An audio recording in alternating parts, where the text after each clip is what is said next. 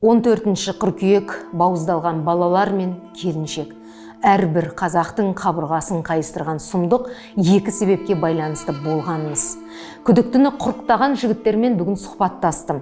Телефонды өшір, содан соң сөйлеймін деген күдікті қазаны қызғаныштан қылғанын айтыпты. 11 жыл бірге тұрдық. Сол кезде әйелім измена жасады деді. Күдікті Айдын Үсенов, бұрын соңды сотталмаған, бір баласы бар. Өлім құшқан қос құлын өз перзенті емес. 13 жастағы Айым оқуында озат сыныбының старостасы болған екен. Ұстазының айтуынша, сабаққа 13 қыркүйекте келмеген, телефонға жауап бермеген.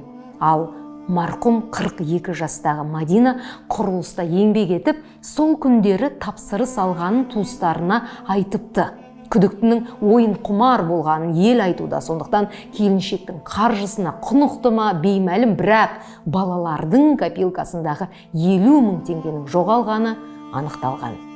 Тақтағылар, ойын құмарлардың ойынын осымен тоқтатуға бағытталған тиісті реформаларды қабылдамасақ, отанымызға қауіп төніп тұр.